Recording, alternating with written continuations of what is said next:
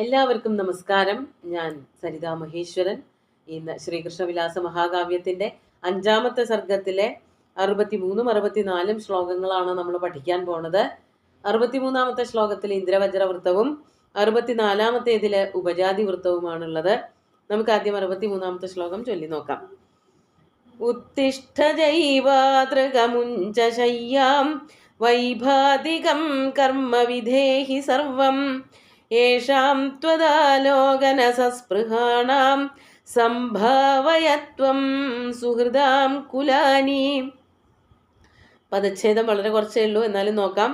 ഉത്തിഷ്ഠ ജൈവാതൃക മുഞ്ച ശയ്യാം വൈഭാതികം കർമ്മ വിധേഹി സർവം യേഷാം ത്വദാലോകന സസ്പൃഹാണാം സംഭാവയ ത്വം സുഹൃദാം കുലാനി. ഒന്നും തന്നെ ഇല്ല, ഒറ്റ വാക്കുകളും സന്ധി ചേർന്ന് നിൽക്കണില്ല. ഇവിടെ എന്താണ് പറയണത്? യശോദ ഉണ്ണിക്കണ്ണനോട് പറയാണ്, ഹേ ജൈവാതൃക. ജൈവാതൃക എന്നുള്ളത് വളരെ അപൂർവമായി മാത്രം കേൾക്കുന്ന ഒരു വാക്കാണ്. ജൈവാതൃകം എന്നുള്ള വാക്കിന് ജൈവാതൃക എന്ന് പറഞ്ഞാൽ ആയുഷ്മാൻ എന്നാണ് അത്ര അർത്ഥം.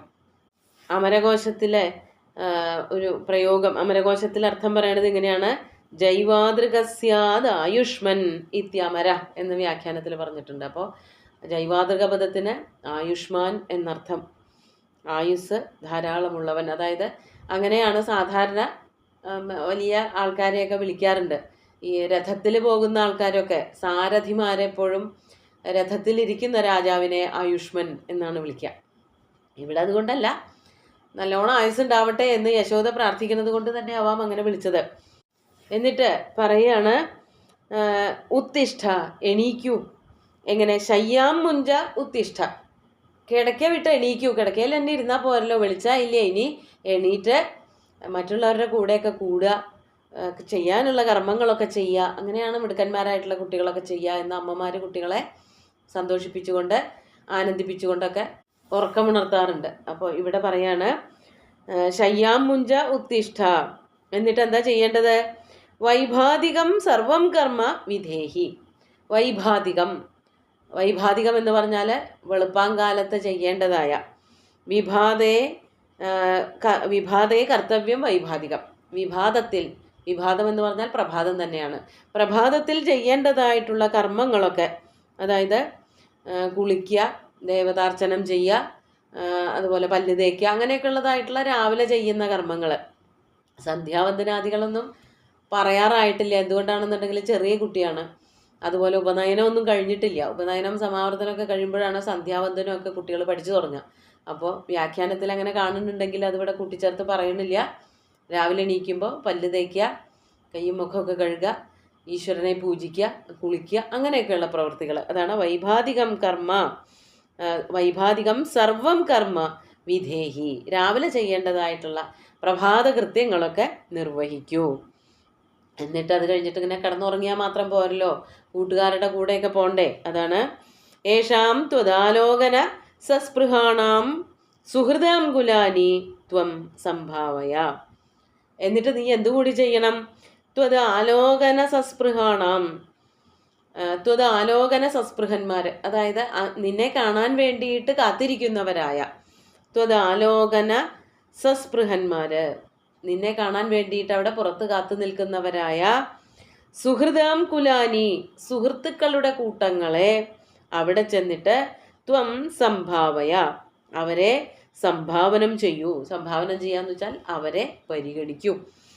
അതായത് നിന്നെ കാണാൻ വേണ്ടിയിട്ട് അവർ കുറേ നേരമായി പുറത്ത് നിൽക്കണു, അവരോട് കൂടി ചേർന്നിട്ട് അടുത്ത പരിപാടികൾ, പകലിനി എന്തൊക്കെയാണ് ചെയ്യാനുള്ളത്, എന്തൊക്കെ വികൃതികളാണ് കാണിക്കാനുള്ളത്, അല്ലെങ്കിൽ എന്തൊക്കെ പ്രവൃത്തികളാണ് ചെയ്യാനുള്ളത് എന്നൊക്കെ ഒന്ന് അതിൻ്റെയൊക്കെ ഒരു പദ്ധതി ഉണ്ടാക്കി വെക്കൂ. ഇങ്ങനെ കിടന്നുറങ്ങിയാൽ പോരാ എന്ന് പറഞ്ഞിട്ട് യശോദ ഉണ്ണിക്കണ്ണനെ പതുക്കെ കിടക്കയിൽ നിന്നും പിടിച്ച് എണീപ്പിക്കുകയാണ് ചെയ്യണത്. എന്നിട്ട് കൂട്ടുകാരുടെ കൂടെ കളിക്കാനൊക്കെയുള്ള പ്രേരണ കൊടുക്കുകയാണ്. കളിക്കൂ, പോയിട്ട് കിടന്നുറങ്ങിയാൽ ഒരു ഉത്സാഹം ഉണ്ടാവില്ല. മിടുക്കന്മാരായിട്ടുള്ള കുട്ടികൾ വെളിച്ചാകുമ്പോഴേക്ക് എണീറ്റ് പ്രഭാത കൃത്യങ്ങളൊക്കെ കഴിച്ച് കൂട്ടുകാരോടൊപ്പം കൂടുകയാണ് ചെയ്യുക. നീ മാത്രം ഇങ്ങനെ ഉറങ്ങിക്കിടന്നാൽ ശരിയാവില്ല, ചെന്നിട്ട് കൂട്ടുകൂടി കളിക്കൂ എന്നൊക്കെ യശോദ ഉണ്ണിക്കണ്ണനെ ഉപദേശിക്കുകയാണ് ചെയ്യണത്. അടുത്ത ശ്ലോകത്തിൽ എന്താണെന്ന് നോക്കാം. 64-ാമത്തെ ശ്ലോകം കൂടി നോക്കൂ. ഉത്ഥായ മാതുർവചനാവസാനേ നിരാകരിഷ്യൻ യമുനോപരാഗം വ്യാവർണയദ്ഭിർവൃഷഭാസുരസ്യ യുദ്ധം സമിത്രൈഃ സമഗംസ്തശൗരി. ആദ്യം പദച്ഛേദം നോക്കാം. ഉത്ഥായ മാതുഃ വചനാവസാനേ നിരാകരിഷ്യൻ യമുനോപരാഗം വ്യാവർണയദ്ഭിഃ വൃഷഭാസുരസ്യ യുദ്ധം സ മിത്രൈഃ സമഗംസ്ത ശൗരി. അമ്മയുടെ വാക്കുകൾ കേട്ടിട്ട് ആ ശൗരി ഉണ്ണികൃഷ്ണൻ എന്താണ് ചെയ്തതെന്നാണെങ്കിൽ ഉത്ഥായ സ ശൗരി ഉത്ഥായ, ആ ശൗരി കിടക്കയിൽ നിന്ന് എണീറ്റിട്ട്, എപ്പോഴാണ് എണീറ്റത്? മാതുർവചനാവസാനേ ഉത്ഥായ. മാതു വചനാവസാനെ, മാതു എന്ന് പറഞ്ഞാൽ അമ്മയുടെ, വചനാവസാനം വാക്കുകൾ പറഞ്ഞ് തീർന്നപ്പോൾ, അമ്മ പറഞ്ഞ വാക്കുകളൊക്കെ പറഞ്ഞ് തീർന്നപ്പോൾ, അമ്മ ഉപദേശിക്കലൊക്കെ കഴിഞ്ഞപ്പോൾ എണീറ്റിട്ട് ഉത്ഥായ യമുനോപരാഗം നിരാകരിഷ്യൻ, യമുനയുടെ ഉപരാഗം, യമുനയുടെ കഷ്ടകാലം, അതായത് യമുനയ്ക്ക് വന്ന് ചേർന്നിരിക്കുന്ന കഷ്ടകാലം ഉണ്ടല്ലോ, കാളിയൻ എന്നു പേരുള്ള 1000 ഫണങ്ങളുള്ള വിഷവേഗമുള്ളതായൊരു പാമ്പ് ആ നദിയിൽ, കാളിന്തി നദിയിൽ താമസിക്കുന്നത് കാരണം അതിൻ്റെ എല്ലാ സൗന്ദര്യങ്ങളും പോയി. അപ്പോൾ ആ സൗന്ദര്യം തിരിച്ചു പിടിക്കുന്നതിന് വേണ്ടിയിട്ട്, അതുപോലെ തന്നെ കാളിന്തിയുടെ കഷ്ടകാലം തീർക്കുന്നതിന് വേണ്ടിയിട്ട്, അതാണ് ഉപരാഗം നിരാകരിഷ്യൻ. ഉപരാഗം എന്നൊക്കെ പറഞ്ഞാൽ ശരിക്കും ഗ്രഹപ്പിഴ, ഗ്രഹണം എന്നൊക്കെയാ പറയാ. ഗ്രഹണങ്ങൾ ഇല്ലാതെയാക്കുക. ഗ്രഹണം എന്ന് പറയുന്നത് കൊണ്ട് ഇവിടെ കഷ്ടകാലം എന്നുള്ള അർത്ഥത്തിലാണ് എടുക്കുന്നത്. യമുനയുടെ കഷ്ടകാലം തീർക്കുന്നതിന് വേണ്ടിയിട്ട് നിരാകരിഷ്യൻ, കാളിയ ബാധയെ ഇല്ലാതെയാക്കുന്നതിന് വേണ്ടിയിട്ട് നിരാകരിഷ്യൻ സൻ അത് മനസ്സിലുറപ്പിച്ചു. ഇന്നെന്തായാലും യമുനയ്ക്ക് എന്താണോ ആവശ്യം അത് ചെയ്തു കൊടുക്കുക ചെയ്യും എന്ന് വിചാരിച്ചിട്ട് എന്താണ് ആദ്യം ചെയ്തത്? എന്താ? കൂട്ടുകാരുടെ അടുത്തേക്ക് പോയി. അതാണ് വൃഷഭാസുരസ്യ യുദ്ധം വ്യാവർണയദ്ഭി മിത്രൈഃ സമഗംസ്ത. കഴിഞ്ഞ ദിവസം രാത്രിയിൽ സംഭവിച്ചതായ ചില കാര്യങ്ങളെ പറ്റിയിട്ട് പറഞ്ഞുകൊണ്ടിരിക്കുകയായിരുന്നു കൂട്ടുകാർ. എന്ത് കാര്യമായിരുന്നു അത്? അതാണ് വൃഷഭാസുരസ്യ യുദ്ധം. കംസന്റെ അനുയായിയായിട്ടുള്ള ഒരു അസുരൻ, അത് ആരാണെന്ന് അവർക്ക് ആർക്കും അറിയില്ല. അയാൾ ഒരു വൃഷഭത്തിന്റെ, ഒരു കാളയുടെ രൂപം പൂണ്ട് വരികയും അയാൾ വന്നിട്ട് ഉണ്ണിക്കണ്ണനോട് യുദ്ധം ചെയ്യുകയൊക്കെ ചെയ്തില്ലേ? ഇന്നലെയാണ് അതൊക്കെ സംഭവിച്ചത്. അപ്പോൾ രാത്രിയിലുണ്ടായതായ അതിഭീകരമായിട്ടുള്ള ചില ദൃശ്യങ്ങൾ, അതിനെ പറ്റിയിട്ട് തമ്മിൽ സംസാരിച്ചു കൊണ്ടിരിക്കുകയായിരുന്നു കൂട്ടുകാരൊക്കെ. യശോദയെ പറ്റി പറഞ്ഞപ്പോഴും അവിടെ പറയണ്ടായി, യശോദ കഴിഞ്ഞ രാത്രിയിൽ ഉറങ്ങി തന്നെ ഇല്ല ഈ വക അസുരന്മാരുടെ കഥകളൊക്കെ വിചാരിച്ചിട്ട്. യശോദയുടെ പോലെ തന്നെ കുട്ടികളുടെ ഗോപകുമാരന്മാരുടെ അമ്മമാർക്കും വലിയ ഉറക്കമൊന്നും ഉണ്ടായിട്ടുണ്ടാവില്ല. അത്രയ്ക്ക് പേടിയാവുന്ന ഒരു സംഭവം ഉണ്ടായത്. അതിനെ പറ്റിയിട്ട് എന്താ ഇങ്ങനെയൊക്കെ സംഭവിക്കാൻ, ആരായിരുന്നു അത്, എന്താ അവിടെ ഉണ്ടായതെന്ന് ചിലർ കണ്ടിട്ടുണ്ടാവില്ല.